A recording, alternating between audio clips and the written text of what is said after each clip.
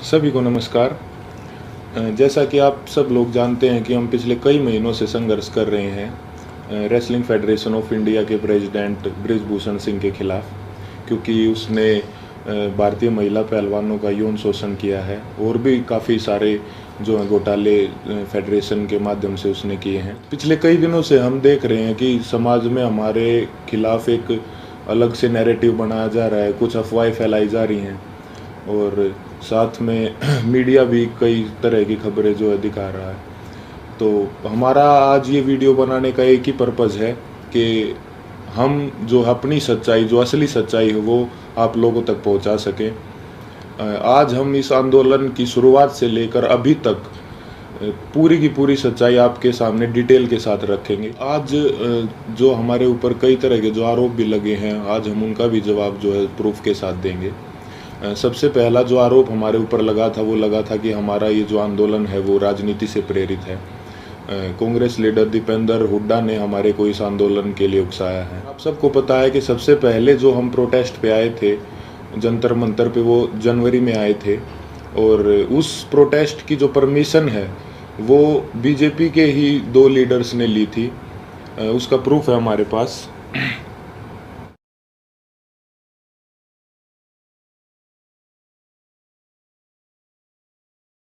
Protest की जो permission जो जंतर मंतर थाने से ली गई थी वो बीजेपी लीडर तीर्थ राणा और बीजेपी लीडर बबीता फोगाट ने जो वो परमिशन ली थी, जिसका प्रूफ भी अभी हमने आपको दिखाया।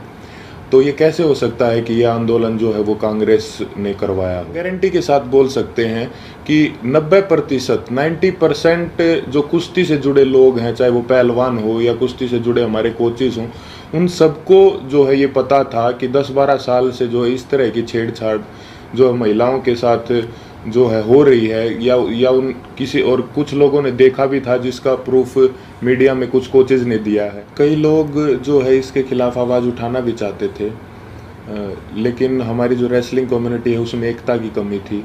अगर किसी ने जो सिंगल अगर ये आवाज़ उठाने का फैसला भी किया तो वो बात जो है रेसलिंग जो है फेडरेशन के प्रेसिडेंट तक पहुंच जाती थी और उस आदमी के कैरियर में दिक्कत आना स्टार्ट हो जाती थी। लगातार और बार बार हमने सभी को बताया है कि जो हमारी लड़ाई वो सरकार के खिलाफ नहीं है, हमारी लड़ाई जो है रेसलिंग फेडरेशन के प्रेसिडेंट के खिलाफ है, क्योंकि जो भी शोषण उसने किया है, जो भी रेसलिंग के लिए गलत किया है, वो उसने फेडरेशन के पद पर बने रहते हुए किया है।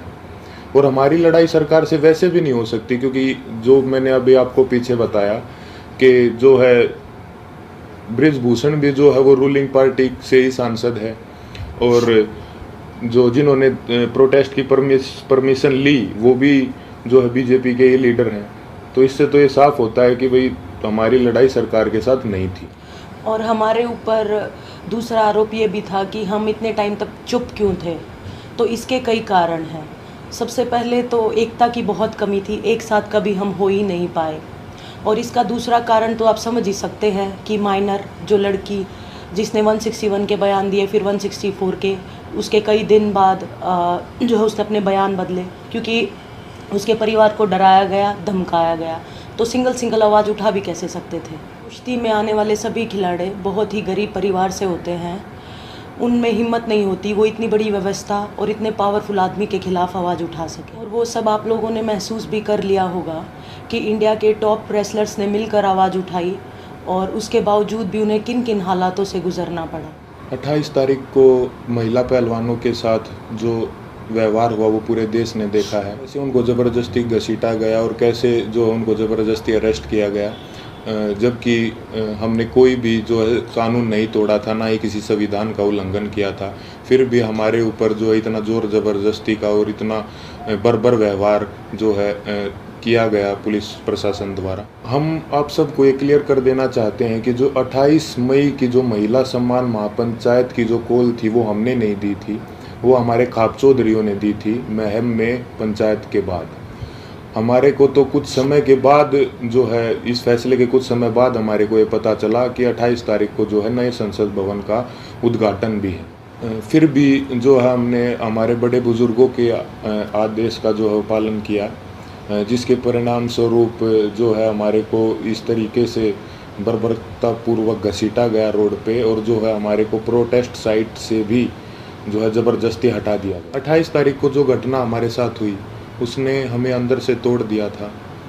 हमने देश के लिए इतने पदक जीते, देश का इतना मान सम्मान बढ़ाया, फिर भी हमारे मान सम्मान को जो है वो सड़कों पर रौंद दिया गया। उस घटना के बाद हम जो है इतने आहत हो गए थे, इतने परेशान हो गए थे कि वो बात हम वर्ड्स में भी नहीं बता सकते। हमें कुछ समझ नहीं आ रहा था कि हमारे साथ ये क्यों हुआ। उसके बाद हम सब ने अपने सारे मेडल्स गंगा जी में विसर्जित करने का फ़ैसला लिया, क्योंकि हमें वो अपने सारे मेडल्स बेईमानी नज़र आ रहे थे। लेकिन फिर हरिद्वार में भी हम सब इस तंत्र की साजिश का शिकार हो गए। जैसे ही हम हरिद्वार में अपने मेडल बहाने पहुँचे तो तंत्र से जुड़ा एक आदमी बजरंग का हाथ पकड़ के साइड में ले गया और उससे पता नहीं कितने नेताओं की बात करवाई कि आप रुको, आपके बारे में मीटिंग चल रही है और आपको न्याय भी मिल जाएगा, आप बस 7 बजे तक रुको। और कैसे भी करके जो है 7 बजे तक बजरंग को जो है रोक के रखा, और एग्जैक्ट 7 बजे तंत्र से जुड़े और भी इसी तंत्र से जुड़े लोग पता नहीं कितनी संख्या में वहाँ पे पहुँच जाते हैं। और वहाँ पे जो है व्यवस्था इस तरह की बन जाती है कि अगर उसके बाद हम मेडल बांटने जाते तो वहाँ पे हिंसा भी हो जाती। तो वहाँ भी हमने फिर समझदारी जो है दिखाई और जो है रुकने का निर्णय लिया कि अभी हम रुक जाते हैं। और एक और बात क्लियर कर दे कि वो मेडल हमने सिर्फ अपने कोचेज़ को और अपने माँ बाप को वापस दिए थे। वहाँ पे क्या चल रहा था ये हमारे को कुछ समझ में ही नहीं आ रहा था। हम उस मानसिक स्थिति में थे ही नहीं कि हम वहाँ पे किसी साजिश को या वहाँ पे क्या चल रहा है इस चीज़ को समझ पाते। हम बहुत ही एक तनाव में और एक बहुत दुखी मन के साथ अपने जीवन की पूरी कष्ट कमाई को वहाँ लेके गए थे। लेकिन वहाँ पे क्या हुआ उसको, क्योंकि हम जो है आंदोलनकारी नहीं है ना, हमें एक्सपीरियंस है, हमने जो है पूरी ज़िंदगी कुश्ती करी है ना, सोशल लाइफ भी नहीं जी है, तो कई बार इस तरह के जो माहौल क्रिएट होते हैं वो नहीं समझ में आते। साथ में हम अपनी ज़िंदगी की पूरी कमाई वहाँ पे लेके गए हुए थे। इस घटना के बाद हमारी मानसिक स्थिति ऐसी हो गई थी कि हमें कुछ भी समझ नहीं आ रहा था कि कौन हमारे साथ है, कौन जो हमारे खिलाफ है, कौन इस तंत्र का हिस्सा है। हम दिमागी रूप से बिल्कुल जो है ब्लैंक आउट हो गए थे। और फिर उसके बाद कई लोग हमारे को मिलते रहे, कुछ समझाते रहे, हमारे को कुछ समझ नहीं आ रहा था कि किस पे विश्वास करें और किस पे ना करें। इसी बीच ये समझाया गया हमको कि होम मिनिस्टर सर से आपको मिलना चाहिए, क्योंकि जो है सारे समाधान वहीं से निकलेंगे। हम वहाँ पे सिर्फ अपनी बात रखने के लिए गए थे। और अब ये भी सुनने में आ रहा है कि कई खापे जो हैं वो हमसे नाराज़ हैं। मैं सबसे हाथ जोड़ के यही विनती करना चाहूँगा कि आप प्लीज़ अफवाहों पे ध्यान मत दो। अगर अनजाने में हमसे कोई गलती भी हुई हो तो हमें माफ़ करो। इतने दिन लगातार संघर्ष करने के बाद, इतने लोगों से मिलने के बाद हमने क्या महसूस किया है, क्या सीखा है, ये तो अभी हम आपको वर्ड्स में नहीं बता सकते। लेकिन हमने कई ऐसे इंसान भी देखे हैं हमारे साथ, और कई ऐसे संगठन देखे हैं जो निस्वार्थ भाव से जिन्होंने हमारा समर्थन किया है। हम उनका दिल से धन्यवाद करना चाहेंगे। संयुक्त किसान मोर्चा ने जो है पूरे जी जान से धरातल पे भी जो है हमारा जो समर्थन किया है। भाई चंद्रशेखर रावण का भी मैं दिल से धन्यवाद करना चाहूँगा, क्योंकि ये तंत्र जात पात में हमको बांटना चाहता था, लेकिन उस भाई ने हमारी दिल से सपोर्ट की है। तो चंद्रशेखर भाई का भी दिल से धन्यवाद। सत्यपाल मलिक जी का भी मैं धन्यवाद करना चाहूँगा कि उन्होंने हमारे को प्रेरित किया कि कैसे बेबाकी से अपनी बात जो है रखी जाती है। साथ ही सभी महिला संगठनों का भी मैं जो है दिल से धन्यवाद करना चाहूँगा कि उन्होंने जितनी ताकत उनमें थी हमारा सपोर्ट किया है। साथ ही छात्रों का भी, हर एक उस इंसान का जो निस्वार्थ भाव से हमारे पास हमारे समर्थन के लिए आए हैं, उनका हम दिल से धन्यवाद करना चाहेंगे। और हम चाहेंगे कि आगे भी मुसीबत के समय में आप हमारा ऐसे ही साथ दें। इसके लिए मैं धन्यवाद करना चाहूँगा बीजेपी लीडर जो हैं बबीता जी और तीर्थ राणा जी का, कि उन्होंने जो है पहलवानों को एकजुट करने का काम किया। साथ ही उन्होंने इस आवाज़ को उठाने के लिए उन्हें मोटिवेट भी किया। उसके बाद इन्होंने ही सरकार के साथ जो है मीडिएटर बन के जो पहलवानों को एक कमेटी का नाम दे के जो है आश्वासन दिलवाया सरकार से, यही उसके बीच में जो है मीडिएटर थे।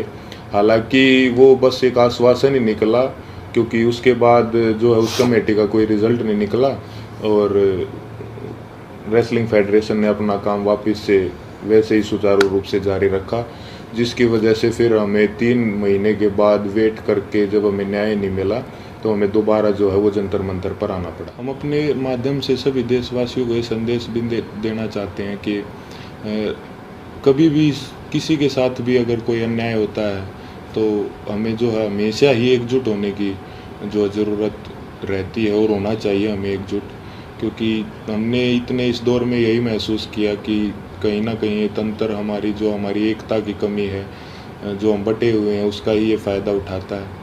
किसी के साथ भी अन्याय हो तो आप प्लीज़ एक साथ आइए। अन्याय के खिलाफ निस्वार्थ और सच्चे मन से अगर हम कभी भी एकजुट होकर अन्याय के खिलाफ आवाज़ उठाते हैं तो आत्मा को बहुत संतुष्टि मिलती है।